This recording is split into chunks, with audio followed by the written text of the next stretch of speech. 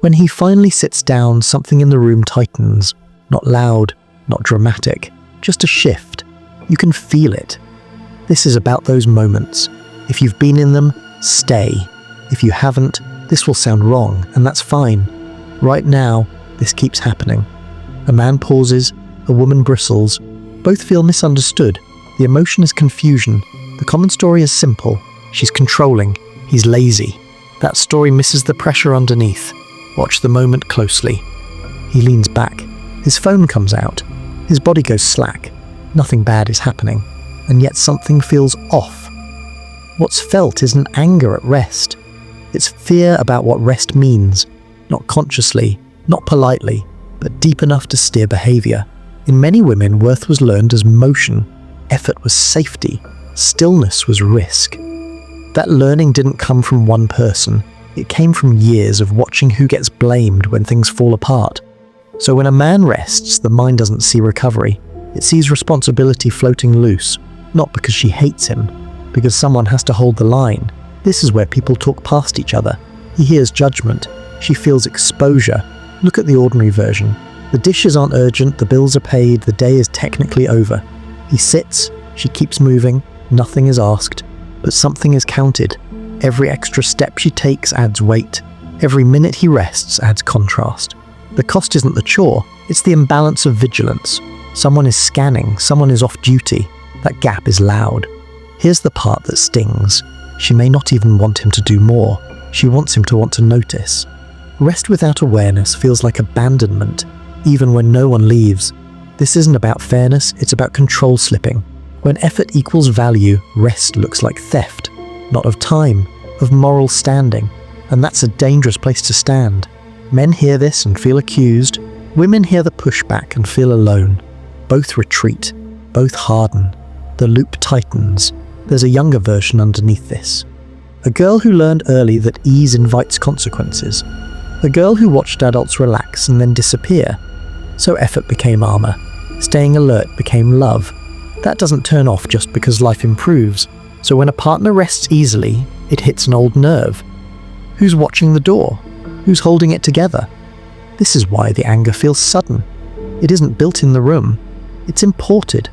The man thinks he's being punished for nothing. The woman feels punished by having to notice it all. Neither is lying. This is where people split. Some say this is emotional labor. Others say it's resentment dressed up as care. Both are partly right. Both miss the leverage point. The real issue is unshared responsibility for mental load, not tasks, attention. Who is tracking? Who is anticipating? Who is remembering what could go wrong? Rest isn't neutral when vigilance isn't shared. Here's the quiet cost. When men keep resting through that tension, women stop asking, they stop explaining, they stop believing relief is possible. Anger becomes shorthand, a signal flare that something is slipping, not a demand, a warning. Men feel the warning as disrespect. Women feel ignored by the need to warn at all. Pressure builds without words. Notice how this plays out socially. A man resting is seen as earned. A woman resting is seen as risky.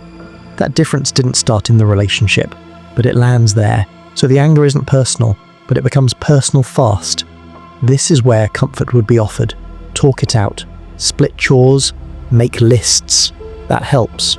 And it misses the deeper friction. Because the real threat is identity. Who is allowed to stop without losing worth? If one partner rests and the other can't, resentment isn't a flaw. It's a signal of unequal permission.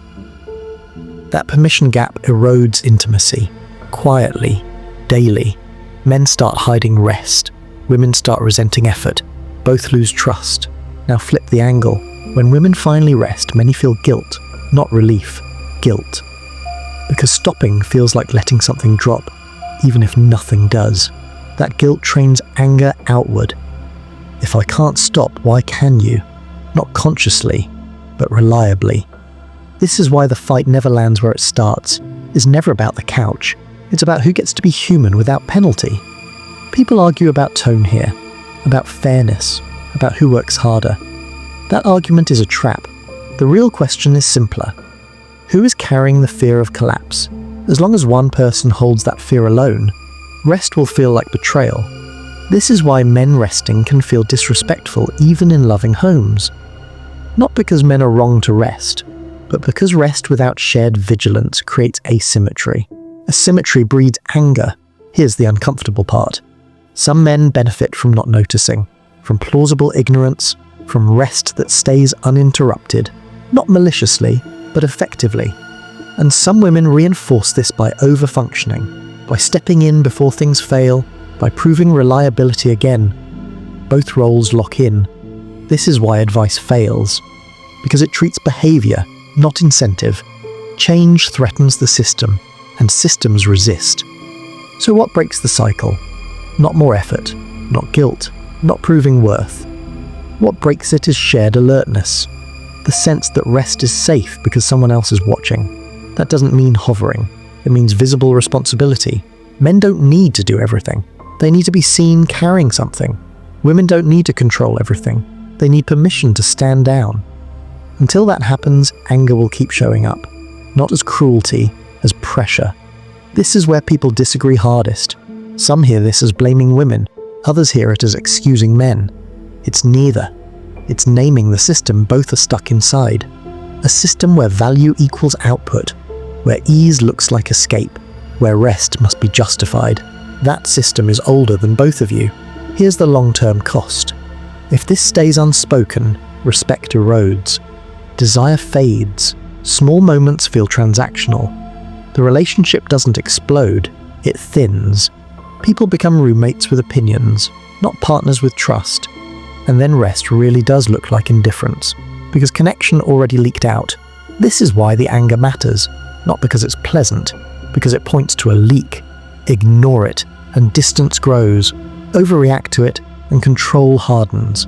Neither fixes the imbalance. The question that lingers is sharp. What would it take for rest to feel safe for both of you? Not equal time, not perfect fairness, safety. That question doesn't have a quick answer, and it shouldn't. If this felt uncomfortably familiar, you're not alone. You're just seeing the mechanism. This channel exists for people who notice that mechanisms matter more than blame. You'll know if you're supposed to be here. The next layer goes deeper, not into effort, into permission.